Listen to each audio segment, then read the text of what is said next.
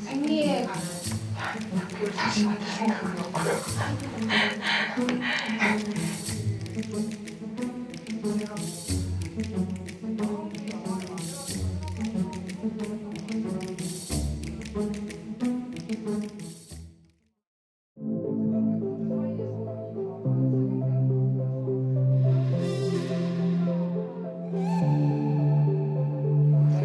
톤을 어떻게 할까는 사실 처음에는 이것보다 훨씬 더 빠르고 야구 중계를 보는 것처럼 만들려고 했었어요. 왜냐면은 이게 생리 영화 하면 막연하게 갖게 되실 거다. 장르도 다큐멘터리니까 뭔가 좀 지루하거나 뭔가 또 불편하거나 하실 수 있을 것 같았는데 이 생리가 가진 어떤 그런 터부나 금기를 좀 자연스럽게 깨려면 영화가 재밌어야 되고 보기에 편해야 된다고 좀 생각을 해서 뭔가 전혀 예상하지 못한 톤으로 만들고 싶었는데 제가 오히려 너무 막 그런 형식에 신경을 쓰다 보니까 어느 순간 이제 저랑 굉장히 음악 감독님이 저한테 많은 이제 힘이 돼주셨는데 저한테 한 번도 여성들이 이런 얘기를 해본 적이 없고 이 여성들의 얘기를 듣는 것만으로도 자기 되게 놀랬고 공부가 됐고 몰랐던 걸 알게 됐다. 그래서 좀 더 이제 편하게 만들어도 되지 않겠냐라고 하셔서 그때부터는 이제 어떻게 이 영화를 생리를 안 하는 몸을 가진 사람도 좀 편하게 보고 하는데 너무 고통스러운 사람도 편하게 볼까라는 정도의 생각을 했고요.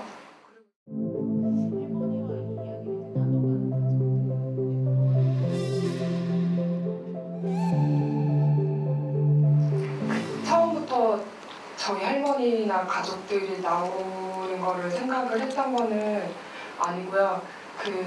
이제 처음 목표가 10대부터 80대까지 좀 다양한 여성들이 나오는 게 목표였는데 이제 저희가 처음에 카메라를 딱 세워놓고 여성분들하고 대화를 해보니까 이제 이 얘기를 할 수가 없더라고요.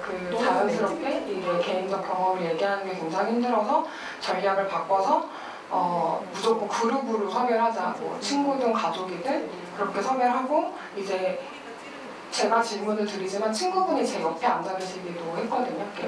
출연을 원치 않으시지만 그래도 이거에 참여하고 싶으신 분들이 옆에서 같이 얘기하는 식으로 진행을 했고 그래서 이제 그러다가 이게 5, 6, 7, 80대를 구하는 게 좀 힘들었어요. 그런데 생각해보니까 저희 집에 40대부터 80대까지 다 계시더라고요.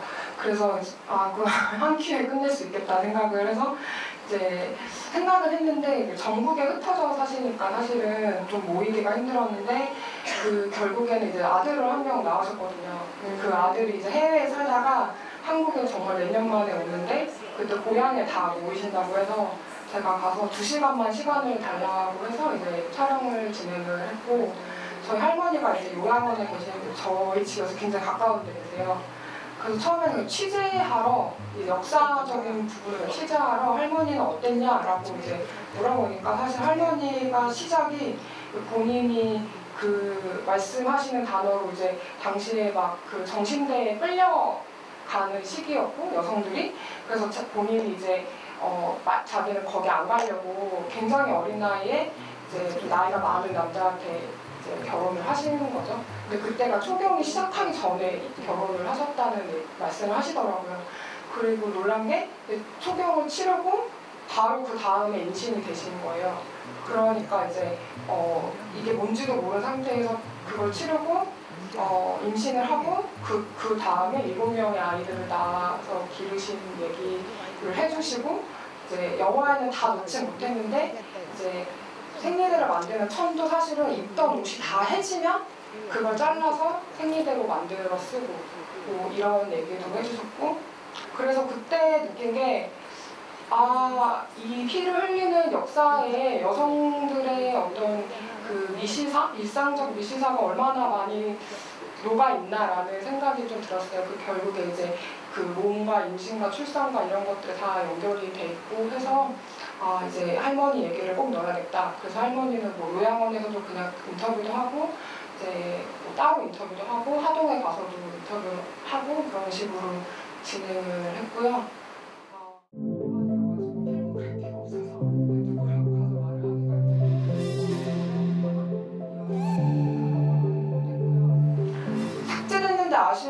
인터뷰는 저희가 굉장히 초반에 굉장히 싼 카메라로 정말 조명이 형편없는 곳에서 마이크도 잘못 끼고 한 인터뷰가 있어요. 그분이 이제 딱 17살이 돼서 처음 고등학교 입학하신 여성분이었는데 그분이 해주셨던 재밌지만 중요한 얘기가 본인이 이제 고등학교 처음 입학해서 처음 이제 가는 실연회였어요. 그런데 이제 그 프로그램 중에 하나가 바나나 보트를 타는 프로그램이었는데 본인이 딱 계산해보니까 생리주기랑 딱 겹친 거예요. 그래서 어머니한테 이제 바나나 보트를 타야 되는데 생리대를 못 차니까 탐폰을 쓰게 해달라라고 했더니 어머니가 이제 결혼하기 전까지는 죽어도 안 된다 탐폰은. 그래서 한 달 동안 피임약을 먹고 이제 그 주기를 아예 미뤘던 얘기를 해주시더라고요.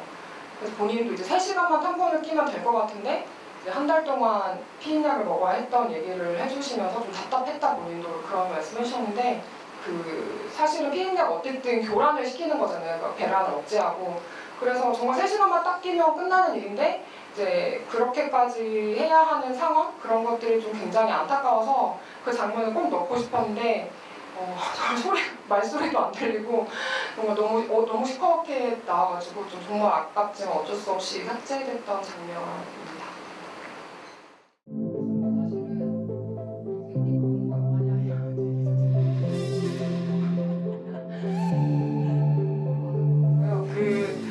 생리혈을 깨끗하다는 걸 보여주고 싶었어요. 근데 그러려면 이제 저 자신도 생리혈을 그렇게 제대로 본 게 생리컵 쓰면서였고, 그래서 이제 생리컵에 담긴 혈을 보여주자라는 게 이제 목표였는데 어떻게 보여줄 거냐. 처음에는 사실은 그냥 똑같이 카메라 감독이 카메라 갖고 와서 찍을까라고 생각했었는데, 왜냐면 저희 영화가 이제 무조건 보기가 좀 색깔이 이뻐야 된다고 생각했거든요. 그 톤이.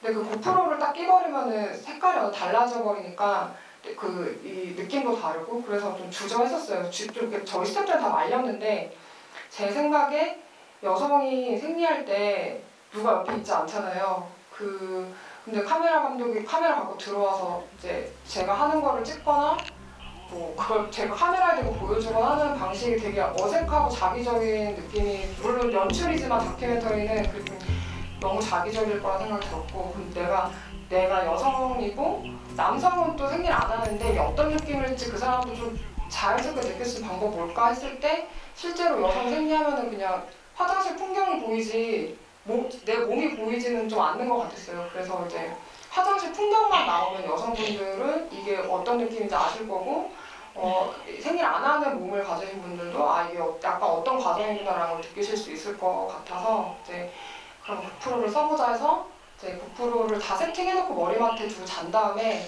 아침에 일어나자마자 끼고, 그리고 사실 밤새 가장 피가 많이 고여있잖아요. 그래서 그걸 빼는 과정을 메추기를 사실 찍었어요. 근데 뭐 세기도 하고 뭐 각도가 안 맞기도 하고 뭐 그래서 결국 하나 건진 게 저 장면이고, 그래서 이제 저희 컬러리스트 분이 이 장면은 색을 만지지 말자 그냥 그렇게 결정하셔서 이제 그냥 안 이쁘지만 좀 생생한 상태로 나가는 걸로 결정을 했고요.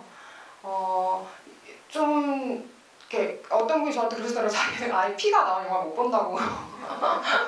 생리혈이 아니어도. 그래서 그런 걱정이 있어요. 좀 약간 갑자기 뜨악하시는 기분이 드실 수도 있고. 그런데 이제 앞에서 좀 톤을 잘 쌓으면은 여기서 이 장면도 좀 통하지 않을까라는 생각이 들었고, 그래서 음악도 좀 더 긍정적인 음악으로 썼고요. 피가 더럽고 냄새나고 이제 끔찍하다는 어떤 느낌에서 조금 더 그래도 깨끗하고 뭔가 물로 씻어낼 때 그 쾌감? 이런 것들을 또 눈으로 보여주고 싶었고, 그래서 원래는 면생리대도 이렇게 빠는 게 나왔었는데 면생리대 빠는 과정이 사용하신 분도 아시겠지만 또 물에 담가놨다가 빼고 막 해야 되는 과정이 좀 사실 영화에 넣긴 조금 길었어요. 그래서 이제 마지막에 씻는 장면만 그렇게 넣게 됐어요.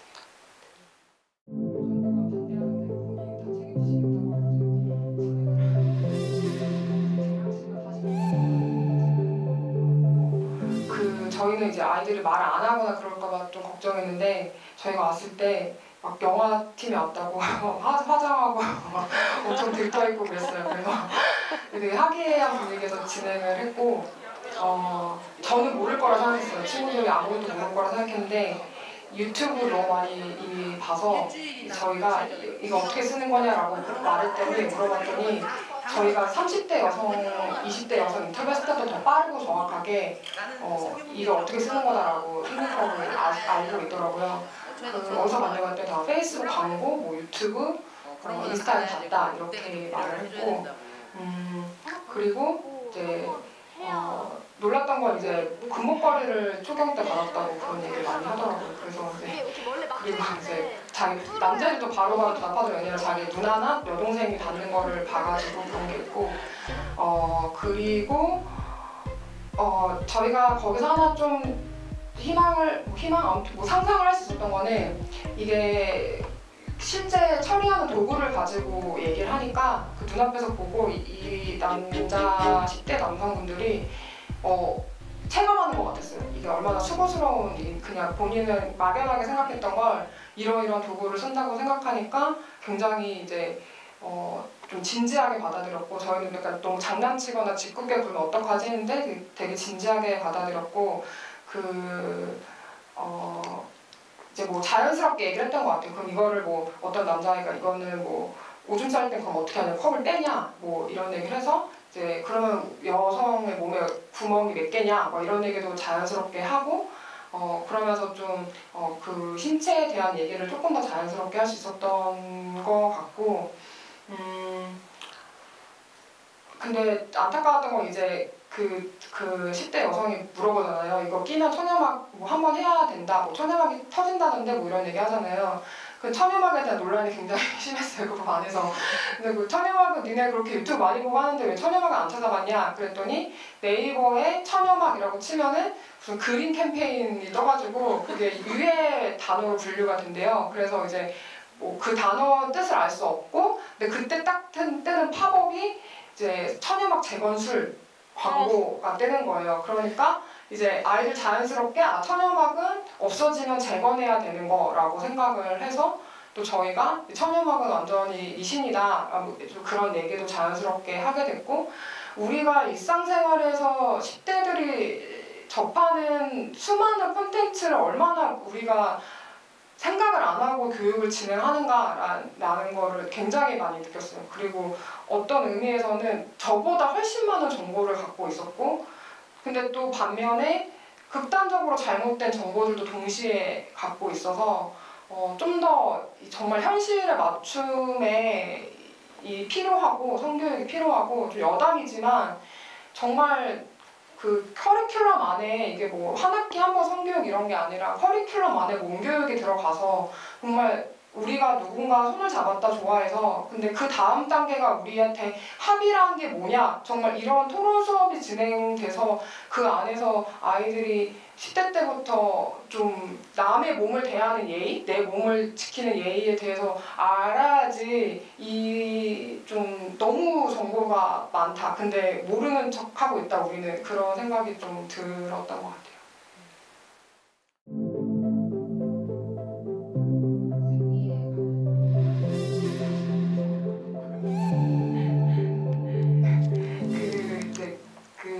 제가 뭐 이제 여성주의 영화를 만들어야겠다 생각하고 처음에 사실 시작했던 건 아니에요. 저도 엄청 무지한 사람이었고 이제 저도 2년 동안 엄청 변화를 겪으면서 이제 영화가 결과론적으로 이제 여성주의적인 측면을 갖게 된 것이 저도 정말 제로 베이스에서 시작을 했던 영화고 그리고 제가 이제는 뭐 이런 얘기를 자연스럽게 하지만 제가 굉장히 몸에 대한 편견이나 그런 비교하고 이런 것도 굉장히 심했던 사람이고 그 영화를 만들면서 좀 그런 것들이 깨지는 순간에 제가 겪었던 편안함, 뭐 행복감 이런 것들이 좋아서 이제 마지막에 이제 어떤 분들은 갑자기 가슴 얘기를 왜 하냐 하시는 분들도 계신데 이제 이건 좀 넣고 싶었던 부분이었고요.